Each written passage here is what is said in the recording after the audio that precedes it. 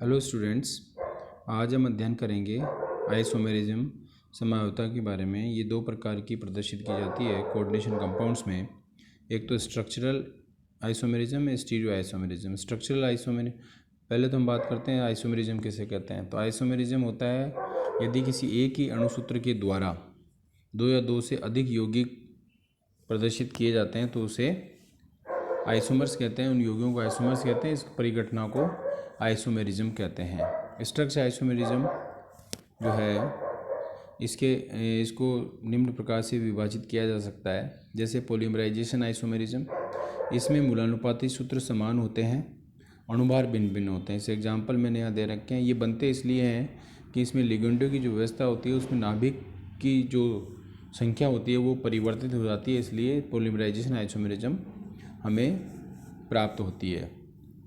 इसी प्रकार से आयनाइजेशन आइसोमेरिज्म, आयनीकरण, इसमें क्या होता है जो यौगिक होते हैं उसके संकुल आयनों के भीतर और बाहर के ऋण आयनों की अदला बदली हो जाती है और इससे मुक्त हुए आयनों की प्रकृति भिन्न भिन्न हो जाती है और वो उनके रासायनिक और भौतिक गुण अलग अलग हो जाते हैं। जैसे कि यहाँ पर जो सल्फेट है वो सल्फेट कोऑर्डिनेशन एंटिटी के अंदर चला जाए और जो ब्रोमाइड है वो ब्रोमाइड कोऑर्डिनेशन एंटिटी के बाहर आ जाए। तो यदि सल्फेट बाहर होता है, कोऑर्डिनेशन एंटिटी से बाहर होता है, तो वो लाल बैंगनी कलर का होता है और जब उसकी रिएक्शन BaCl2 के साथ कराई जाती है तो वो बेरियम सल्फेट श्वेत रंग का अवक्षेप प्राप्त होता है। जबकि AgNO3 के साथ में जब इसकी रिएक्शन कराते हैं तो इसमें कोई रिएक्शन नहीं होती है। इसी प्रकार से ब्रोमाइड यदि बाहर होता है तो वो लाल रंग का होता है वो कंपाउंड, और जब इसकी AgNO3 के साथ में रिएक्शन कराई जाती है तो पीले रंग का अवक्षेप प्राप्त होता है जो कि AgBr का होता है। इसी प्रकार से BaCl2 जो है उसके साथ में इसकी रिएक्शन कराई जाती है तो इसमें कोई भी केमिकल रिएक्शन नहीं होती है। इसलिए हम ये एक जो कंपाउंड है वो आयनाइजेशन आइसोमेरिज्म प्रदर्शित करते हैं। इसी प्रकार से मैंने दो एग्जाम्पल यहाँ पे और लिखे हैं। फिर है तीसरी आइसोमेरिज्म है हाइड्रेट आइसोमेरिज्म। ये एक प्रकार से आयनाइजेशन आइसोमेरिज्म का ही विशिष्ट रूप है, स्पेशल टाइप है। इसमें क्या होता है कि इसमें H2O जो वाटर मॉलिक्यूल है उसका कोऑर्डिनेशन एंटिटी से अंदर बाहर अंतर परिवर्तन होता रहता है। तो जैसे यहाँ पर एग्जाम्पल मैंने ये लिया है, तो इस एग्जाम्पल में फर्स्ट एग्जाम्पल के अंदर H2O6, ठीक है, Cl3। तो इसमें क्या होता है, इसी प्रकार से एक वाटर मॉलिक्यूल बाहर आ गया और Cl अंदर चला गया। इसी प्रकार से दो वाटर मॉलिक्यूल बाहर आ गए और दो Cl जो क्लोराइड है वो कोऑर्डिनेशन एंटिटी के अंदर चले गए। तो ये तीन प्रकार के कंपाउंड है। और अब जब इन तीनों प्रकार के अलग अलग कंपाउंड्स की AgNO3 के साथ में रिएक्शन कराई जाती है तो इनका वेट किया जाता है AgNO3 के साथ में रिएक्शन करा के। तो इसमें 3 AgCl, फर्स्ट कंपाउंड में 3 AgCl बनते हैं, सेकंड में 2 बनेंगे और तीसरे में 1 बनेगा। इनका वेट करके, इनकी स्टोइचियोमेट्री के अकॉर्डिंग इनका वेट करके और इनकी प्रेसिपिटेशन जो प्राप्त होता है उससे हम ये बता सकते हैं कि इसमें वाटर मॉलिक्यूल, इसमें जो है हाइड्रेट आइसोमेरिज्म पाई जाती है। और इसमें चालकता का भी एक्सपेरिमेंट किया जाता है, कंडक्टिविटी टाइट्रेशन करके भी इसको बताया जा सकता है। इसी प्रकार से नेक्स्ट है लिंकेज आइसोमेरिज्म। तो लिंकेज आइसोमेरिज्म जो होता है वो एम्बीडेंटल लिगेंड यदि है तो एम्बीडेंटल लिगेंड में क्या होता है कि दो केंद्रीय धातु परमाणु से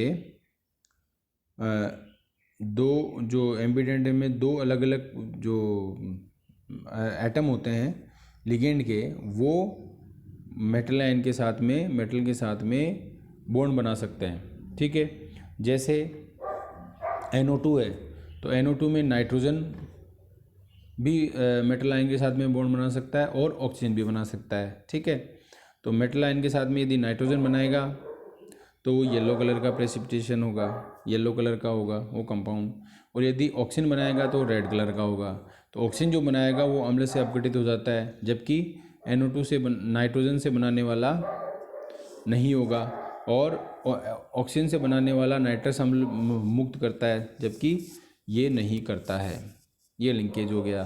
कोऑर्डिनेशन आइसोमेरिज्म मतलब जब यौगिक का धनायन और ऋणायन दोनों कोऑर्डिनेशन एंटिटी हो, धनायन भी कोऑर्डिनेशन एंटिटी हो और ऋणायन भी कोऑर्डिनेशन एंटिटी या संकुल हो, तो उनके लिगेंडों में अंतर परिवर्तन को हम कोऑर्डिनेशन आइसोमेरिज्म कहते हैं।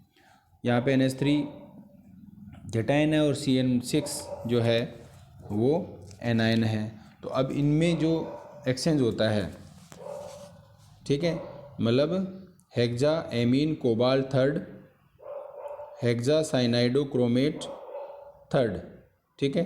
तो इसका क्या हो गया, hexa ammine chromium third, hexa cyanido cobaltate third, ठीक है। तो ये कोऑर्डिनेशन आइसोमेरिज्म हो गया। इसी प्रकार से लिगेंड आइसोमेरिज्म, लिगेंड आइसोमेरिज्म जो है, जो लिगेंड स्वयं खुद ही संरचनात्मक समन्वयता प्रदर्शित करते हैं, जैसे 1,3-डाईएमीन प्रोपेन एमिनोप्रोपेन, 1,2-डाईएमिनोप्रोपेन, तो समन्वयता हो गई, संरचना समन्वयता। और यदि ये कॉम्प्लेक्स में आते हैं तो लिगेंड आइसोमेरिज्म हो गया। इसी प्रकार से कोऑर्डिनेशन पोजीशन आइसोमेरिज्म, ठीक है, ये जो समन्वयता होती है वो पॉलीन्यूक्लियर कॉम्प्लेक्सेस में पाई जाती है। इसमें दोनों धातु परमाणु के साथ जुड़े हुए लिगेंडों की स्थिति परिवर्तित हो जाती है, राइट। यहाँ पे मैंने एग्जांपल लिया है, तो इसमें देखिए आप, जो कोबाल्ट NH3 का होल ट्वाइस Cl2 है, तो इसमें एक Cl इस तरह बजाएगा और एक NH3, कोऑर्डिनेशन एंटिटी के अंदर ही लिगेंडों की स्थिति परिवर्तित हो जाती है, उसे हम कोऑर्डिनेशन पोजीशन आइसोमेरिज्म कहते हैं। बाकी के अध्ययन हम अगली कक्षा में करेंगे। Thank you.